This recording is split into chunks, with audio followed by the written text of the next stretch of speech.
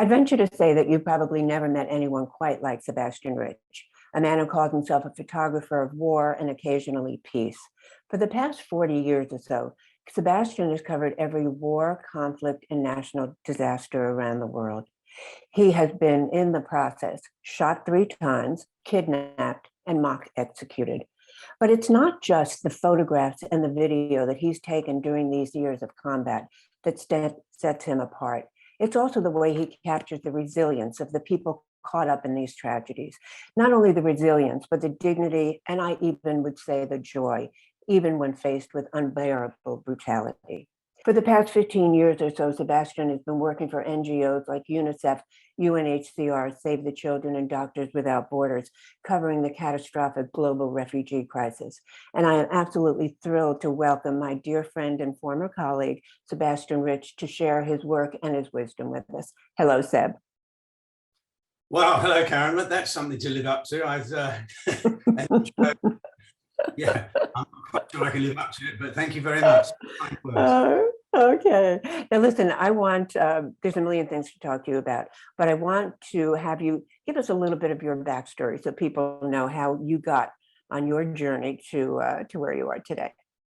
The backstory, mate. Well, the backstory is not too pretty because when I was, I'm dyslexic, terribly dyslexic, and when I was at school, no one knew what dyslexia was, so I was just branded stupid by the teachers. And in those days, teachers were allowed to swack and hit the kids around the back of the head. So I was branded terminally stupid, so I became a terribly disruptive child. And one day when I was about 14 years old, I said to my mother, I'm off to school, but I didn't and never went back to school. So I found a way through photography of telling stories through pictures, but that nearly didn't happen because I've become a disruptive child at school. I became a disruptive, rather arrogant little shit, should I say, in life in general. And one of those, I was going to, with some friends of my same age, about 15 and a half, we were going to rob a post office. And I was going to be the driver of that car, the getaway car. But the day before this happened, I got an offer, and that I'd forgotten I'd applied for, to work in a photographic color laboratory. And so I had a decision to make. Do I go and be a getaway driver, or do I go and sit in the dark room processing people's films? And I went to become a photographic assistant instead of a getaway driver. The rest is history. Yeah, that's completely. I have no degrees. I have no exams. I never went to high school, so everything was completely self-taught. But it's dyslexics. We kind of find a way through the path of nowadays contracts, say with UNICEF and UNHCR, which are mind-bogglingly complicated. So I do need help with that sometimes. Now, I love the story. So you're working sort of in the fashion photo industry, and a call comes through from someone in Belfast in the early 70s. And let you tell that story. Well, because I was at the age of 16, I was a freelance assistant photographer. And I mean, when I say assistant, I mean a dog's body, someone who cleans the studio floor, who's not allowed to touch the cameras. I load the magazines for the camera spotlight. And it was fashion and still life for quite a famous photographer in London at the time. And I got a strange phone call from Ulster Television in Northern Ireland saying, yeah, Sebastian Rich. I said, yeah. And they said, oh, Sebastian Rich, the news cameraman. And of course, born out of freelance poverty and wanting a career, I just said, yes, absolutely. They said, well, could you get to Northern Ireland the day after tomorrow? I said, yes. And they sent me an airline ticket and I went. And I arrived at Ulster Television. This is in the days when news was shot on film. And I arrived at the TV station in Belfast, and I met up with the head of film, a lovely man called George Shields, who is sadly passed now. And he took me into the camera department, much like the one at NBC. And he laid out my 16mm Arriflex camera. And he he looked at me, and as I was looking at the camera, and he just said to me, depending on your next answer, you could be on the next plane back to London. I said, well, what's the question? He said, have you ever seen this camera before? I said, no. He said, are you a news cameraman? No. What are you? I said, I'm a fashion photographer's assistant.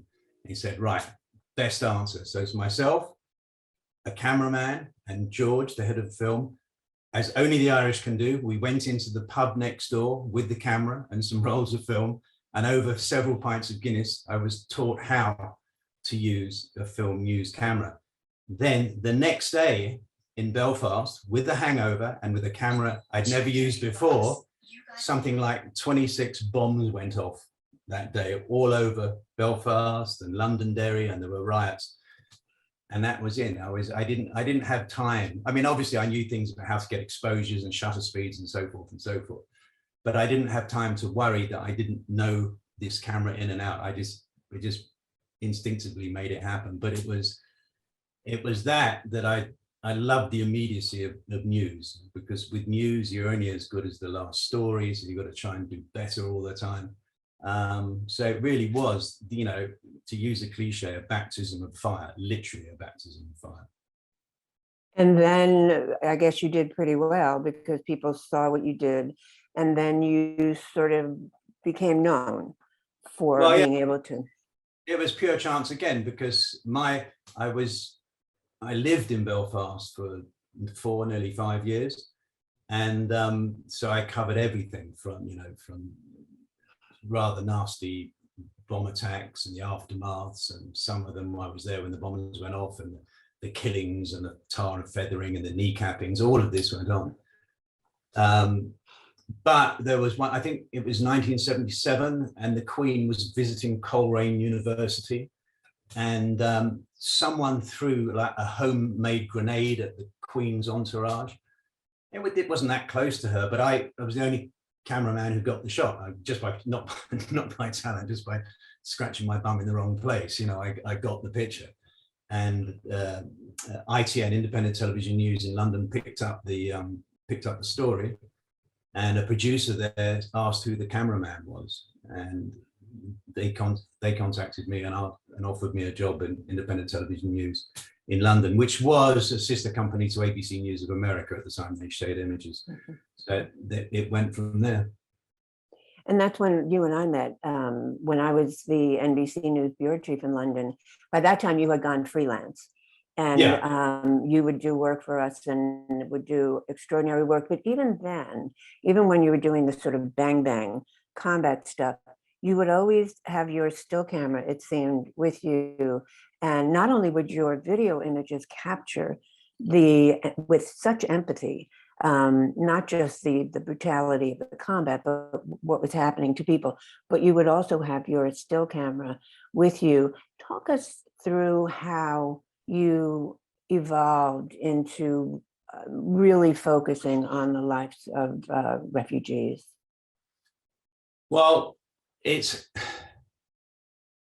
I mean, stills photography was my roots. It was my basic roots. You know, I've been assistant photographer, and I'd done a few jobs as a photographer. So that was my background, my training.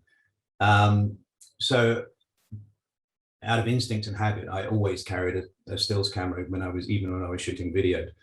I always found, and things have changed for me. I found, you know, when you're filming and photographing someone's quintessential moment of terror, of fear, the worst moment in their life, their house has just been bombed, their children have been killed in front of them, any one of those things, I always felt, not like a vulture is with cliche portrayed, but I always felt this big hulking intrusional mess, you know, this big 6-foot white guy with a big machine on his shoulder, and I'm getting into that place where they don't want to be, I don't want to be, but I've got to get the story. So I obviously shoot the video and do what I had to do. But then I'd always sort of calm down a little bit and sit with these people just for a little bit and just generally take some gentle pictures. I always felt like the bull in a china shop in a war zone. I mean, not when if you're photographing, the Mujahideen battling whoever from from 50 or 100 meters, but it's when you're in front of a mother who's just had her child literally cut in half by a machete by ISIS, and she's telling you this story through a translator, and believing me, it doesn't really need a translator. You need to be as small as possible and just try and be not sympathetic, but empathy. You need to be a human being, but also at the same time, as a newsman, you need to get those pictures. So now what's happened to me is that I, maybe 15 years ago, I decided to go bankrupt by becoming a full-time stills photographer, maybe a bit longer. And I just recently, I think I was in Somalia, and I was with, I think it might have been an NBC crew, and I'd been inside a tent with a mother and her daughter, and they'd lost the rest of their family. And I was in there just doing an interview. And of course, the interviews, there's no camera shoved in anyone's faces. It's just me with a little notebook. And sometime in that process, I might just pick up a camera and take a picture and go out. I went out of the tent, and then behind me went in this film crew. It's like 4 of them, and a presenter. And I could hear all this kerfuffling going on. And someone said, okay, now we got to get the wide shot, the medium shot, the cutaway, the close up of the hands. And, oh, can we get some pictures of you going to collect water? And I heard through the translator, oh, but she doesn't get water at this time of day. Oh, but could she just do that? But she doesn't have to fill it up. And I thought, somehow when you point a video or film camera at somebody, you inherently change reality. Of course you do. And you change reality as soon as you put any camera into a situation. But I felt that with a stills camera and my little notebook, I wasn't changing it that much. I somehow, after years of being a news cameraman and asking people to do things that they wouldn't normally, I mean, not important things, just as I say, just go and get water, but they wouldn't normally do that time of day. And can you pretend just to do some washing up in the sink? And can you pretend to be cooking for, to bulk up the story? And I haven't done that for, I think it must be nearly 18 years now. I just photograph these people as they want to be photographed. That leads me into your book that was recently published called Refugee. And the cover of that book is an extraordinary portrait of a woman. Tell us about that. Tell us about how you approached her about making that photograph. Well, that picture is in South Sudan, and she had been with her granddaughter, had arrived at the camp a month before I got there. She'd lost everything. I think it was Antonov bombers from the north in Sudan had bombed her village and killed all her family and livestock and everybody. So she escaped to this refugee camp in Maban County, South Sudan. And I came across her, just walking through a camp. That's what photographers do. We walk through camp looking for images. And I saw her not like that, as she was portrayed in that picture, but I just saw her cleaning some pots with her granddaughter. So I took a few pictures for her outside, and we got in the tent. And I realized that at that point, I'd never really, and especially women who've, been through so much and lost everything. I've never asked a refugee how they wanted to be photographed, right? It was always my perception of how I thought a refugee should be photographed. And a lot of photographers, rightly or wrongly, photograph refugees when they're sort of down and, scrabbling around in the dirt, and, got the children have got flies on them and so forth, I mean, sometimes you have to show that to show the need to get the money to come in. But I thought, well, I can do that as well. But I said to this woman through the translator, look, how would you like to be photographed. And she looked at me a little bit stunned, and the translator said, well, you just take the photograph. I said, no, just ask her, please, how she wants to be photographed. And there was a lot of babbling backwards and forwards, and she sort of vanished to another little section of the tent. And she was there for about 4 or 5 minutes. And what had happened is that when she had escaped, she escaped to grab her granddaughter, but she'd managed to get a little bit of makeup and a necklace or two and so forth. And she dolled herself up and came behind there. And I couldn't ask her to do anything because I don't speak the language. And if you do that through a translator, it loses. And the translator I had was a bit of an arse. He was a bit of a misogynist, and he wasn't getting it. And then as I raised the camera in sync with me, she just suddenly, this incredibly proud moment, lifted her head up and just glowed, right? And I thought, that's probably the best moment she's had since she's been in this shithole, right? Someone's asked her to look beautiful, right? So from then on, as part, like when I go to South Sudan next week, and I'm going to Bentu POC, Protection of Civilian Site, and that's what I do now. Part of my my own mission statement, if you like, is to give these poor people who've lost everything in a heartbeat the one thing that the war and conflict could not take away, is their dignity, and let it shine. Really let it shine. Why not? And you do. I heard you talk a lot about that, how refugees are not what most people think of when they hear that word refugee. Tell me a little bit about that.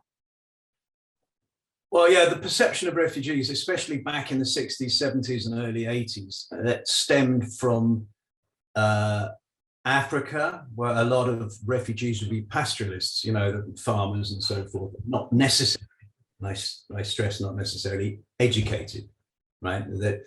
That doesn't mean they were less worthy. It was just, that's what it was. It was less educated people. But in the last 20 years, Syria, Afghanistan, and so forth. So, and for instance, Zatari refugee camp in Jordan, which is specifically for Syrian refugees. Now, when I go there, I'll be interviewing policemen, judges, doctors, surgeons, dressmakers, hairdressers. I mean, every walk of life that you and I are familiar with, plus a few farmers, of course. But and that's what's changed a lot because of the modern wars. And like Syria, for instance, was well known for incredible healthcare. And lots of people from Europe went to Damascus to get their cosmetic dentistry done. So there's a whole different dynamic from refugees from the 60s and 70s to the 2000s. People don't seem to realize that there's a perception that refugees are all uneducated and rather stupid.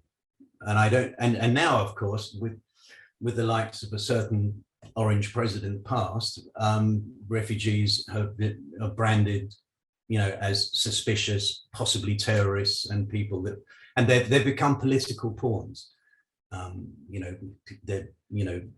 America and England have been told that these people are a threat to our way of life. They're going to take jobs and so forth. I mean, it's awful. One of the things that really strikes me and stands out about your work is the children. And talk to me about what life is like for kids in these camps. So actually, someone asked me that not so long ago. What's life like for children in refugee camps? And you know what the answer is? Absolute heaven. Because they can run wild. There's no school, I mean, it looks awful, it's mud and filth and crap and everywhere. And the mothers fret all the time the kids are going to catch disease. But on the whole, they're having a ball, because they're running wild. I'm not saying it's correct, but on the whole, they're having a lot of fun. And I always have a lot of fun with the kids, play football. And one of the things that I have is since I last saw you, Karen, a good few years ago, I've had a few more tattoos. Now those How is that possible? much space left. But these tattoos have been a real bonus in refugee camps all around the world, not just in Africa, but in Thailand with the Rohingya and in Syria and Afghanistan. Because the tattoos are icebreaker, especially in Africa. You get this big, tall white guy covered in, ink and tattoos. And the kids, what happens is that when I go to refugee camps, I always get a little entourage, like Peter Pan, a little entourage of kids who follow me around. And they're always very interested in the tattoos. And the brave ones come up slowly and touch my arms and run away again. And they get braver and braver and come back. So they've always been a good icebreaker with the kids. But there was one occasion where, it's one of these moments that make you stop in your tracks and take a breath, where there was a little girl who'd been following me around for about 5 hours, everywhere. And she's been babbling and talking, and she got very brave. And she was kind of, first of all, there's not a lot of people in the, black people in the camp, they don't have hair on their arms. So she was intrigued about my hairy arms and intrigued by a set of butterflies on my arm, you see. And she kept saying something to my translator. And I kept saying, what's she saying? And he said, oh, nothing. It's just little girl things, nothing. I said, no, okay, look, let's stop with the little girl things. Just tell me what she's saying. So she said it again. And what she said to me through the translator was, can I take the butterflies off your arms and put them in my pocket to keep the wings clean, because this place is so dirty? Oh. And I just get a loss for words, and just, I think it's, how many memories do you have from the age of 16 to the age of 70? I don't know, but this one is just like diamond clarity with me all the time. I mean, wow. She just wings of the butterflies clean in the pot. Yeah, so every now and again there's a diamond in the rough, because it can get terribly depressed. I mean, as I say, I'm going back to South Sudan in a couple of days' time, and I'm getting slightly cynical, because I know that if I showed you pictures from South Sudan 15 years ago that I shot, and I show you the ones from next weekend, not much has changed. So how do you keep going back? How do you go back and not let the cynicism overwhelm you? I don't know if it's cynicism, it's disappointment. I suppose cynicism, disappointment could go glove in hand. Yeah, it's disappointment with all the trillions of dollars that have been poured into South Sudan, Somalia, and so forth. When I go back to these places over sort of 40 years, I don't see the change. The camps are still there. The children, it's nothing. Yes, individuals have got their lives better. The ones that have got out and got to the States, got to England, or got back to some sort of normal society in their own countries. But they're very, very few and far between. I suppose I still have this sort of 16-year-old photographer's mentality that maybe one photograph I take will actually change something. I mean, a few photographs in the past have, to some degree. It's hard to get that enthusiasm. I mean, when I get off the plane in Juba in South Sudan in a few days' time, and then I'll, be there. Well, I've heard you. Sorry, go ahead. No, sorry. Go on. I've heard you refer to one of the photographs in the book that's your favorite. It's some kids. I think they're Syrian kids in a camp in Iran, or Afghan kids in a camp in Iran studying, but by solar light. One of the big things in a lot of refugee camps is that an NGO, whether it be UNHCR or whoever, will have schools of sorts. But of course, when night falls, there's no light to do the homework. Right? So UNHCR instigated a solar light panel program, and it was a kind of, for the kids, it was a blessing and a curse, because the kids who didn't want to do the homework, damn, now mum's got a light and I can see what I'm doing. But then, there are lots of kids. And I think, one of the photographs I have there is a very young girl of about 15 who desperately wanted to study and be educated and learn. So this one little solar lamp, I photographed her writing, and that solar lamp was the center of her universe. So yeah, that's another photograph that, when you see a child blossom like that with the prospects of what the future could behold for her, because she was able to read and write in light. So that helps you know that what you're doing is helping shine a light. light. It moves you on to the next day. But the trouble is, the next day, a child may die in front of you, or something will happen where you just, 2 steps backwards again. But, it's not about me. It's you carry on. Mm-hmm. The back cover of the book is a fabulous photograph. Tell us about that. Yeah, the back cover of that book is fabulous, and I love it, and it's colorful. I actually, I shoot a lot of black and white, but that one, you couldn't shoot it in black and white. It just wouldn't do it justice. But the photograph is brilliant. I love it, and it's smiling faces, but now it's very sad. And the reason for that is because I shot that photograph about 2 years ago, and it was when families of Afghan refugees who are living in Pakistan felt it was now safe enough to return to Afghanistan with their families. Those little girls and the little boy in the hammock underneath the truck, although they were from Afghanistan, they'd never been to Afghanistan. They were born in Pakistan, so they were going back. So now, unfortunately, that family who I photographed laughing and smiling, and their kids were looking forward to seeing Afghanistan, who they'd never seen before, they've gone right into the fire, with the disgusting Taliban and their medieval religious. Anyway, they've gone back to a living hell. So that photograph for me is happy and incredibly sad at the same time, because they went back with such high hopes, and now this. Mm.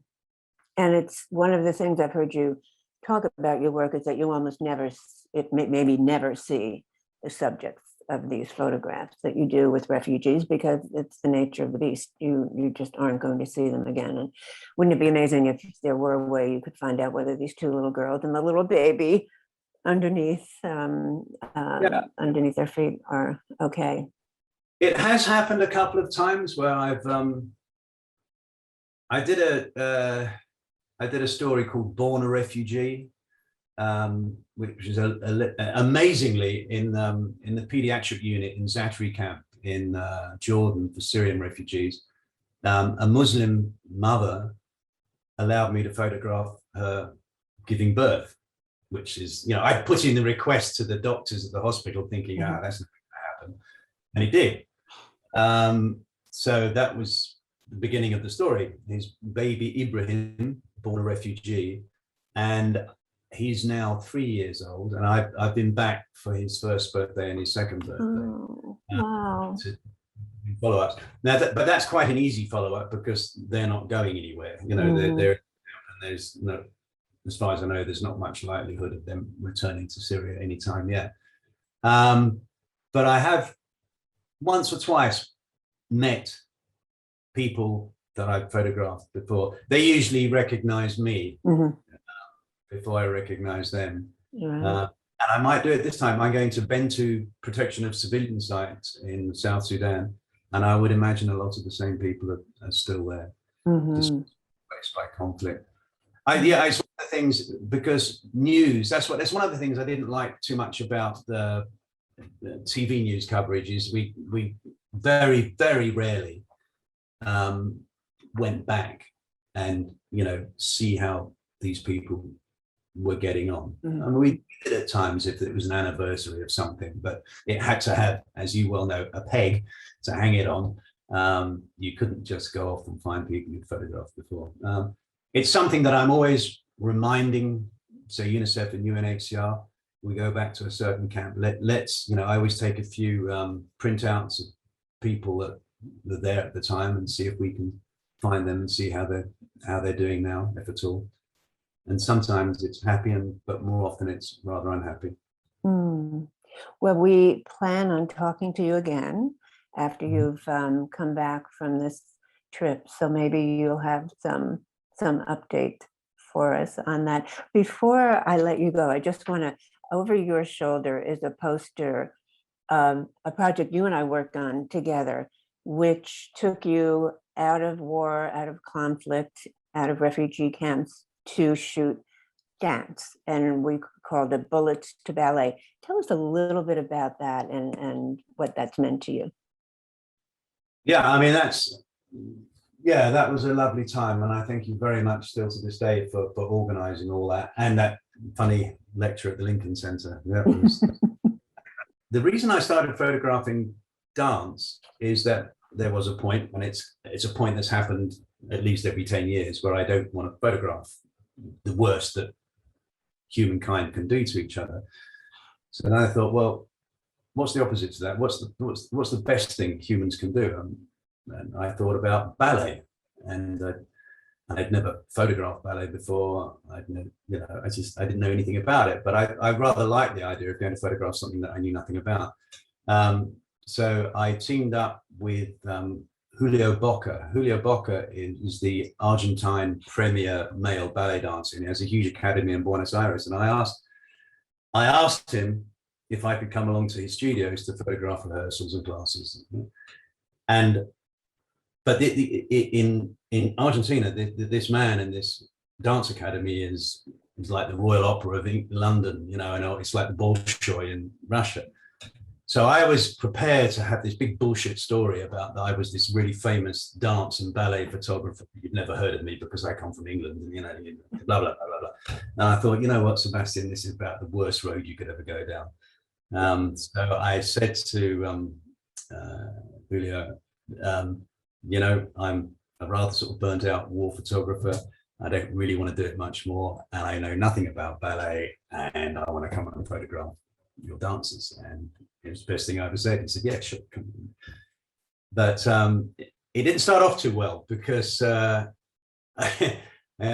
photographers, we think we can shoot and capture anything, and nothing could be more wrong, especially with dance. Because I got to the studios and I was watching just the rehearsal going on, and I just felt like this cumbersome hippopotamus, because I didn't know where to point the camera. I didn't know the rhythm. I didn't know the music piece. I couldn't. So I took all the cameras back to the hotel, and I went back to the rehearsal studios and sat on my hands for 3 days and just watched a rhythm and let that rhythm come to me. So I went back, got my cameras after 3 days, and the first thing I photographed took me back to conflict and war photography, because what had happened is I thought, well, I won't go straight into it. I'll watch a little bit more. And this girl who'd been on her points for hours came down and plonked herself next to me, and she took her point shoes off and undid the bandages, and there was blood everywhere, and her toenails were hanging off and so forth. And as a sort of conflict photographer, it was something I felt at home with, which was awful. But then I got into this rhythm of the dance. And also when I got some of the dancers, because what you have to remember, I've been a reactionary all my life. So a bomb goes off, I document it. A child dies, I document it. There's been no interaction between the photographer and the subject, because how can there be? Mm-hmm. And then for the first time, when I got I wanted to do a series of pictures of a dancer on her own. And she said to me, well, what would you like me to do? And I was stunned to the point of silence, because no one who'd been in front of my camera before had ever asked me what I wanted. Right? So now I love this interaction between the artist and myself, because it's a collaboration. She or he, the dancer, will say, well, how about this and how about that, and it grows. I'm creating something out of nothing, or we are creating something out of nothing. Whereas conflicts and refugees and something, you're documenting it, you're gathering content for an NGO so they can make their point. But the dance is, for me, I'm like living in Cyprus. Cyprus has a strange but very effective tie-up with Russia. And so we have visiting here the Bolshoi, the Eiffel Ballet Company in St. Petersburg and so forth, and some homegrown ballet. And I've sort of wangled myself into these various choreographers, good books. And so. Yeah. Oh, that's great. But you know, when, huh? If I could make a living out of photographing dance, I would. But that's right. But looking back at how you were talking about how you approached the women in the camp, that's a very creative, you collaborated with them. So you've taken that collaborative thing with you, I think, into some of these portraits. Right. I suppose that was the beginning of collaboration with my subjects, yeah. But I guess with the dancers, you know, we're speaking the same language and we more or less have the same culture. So there's a different thing. Yes, but you're right. That was I suppose that was the early collaboration. Well, listen, Sebastian, thank you so much for this. Good luck on your upcoming trip, and I hope we can talk to you when you're back from that to see how that went. And really, your book, Refugee, is absolutely brilliant. I would recommend it to anybody, and I can't thank you enough for spending time with us today. No, it's been a real pleasure, and it's lovely to see you again after all this time, and hopefully. Bye-bye. Bye-bye.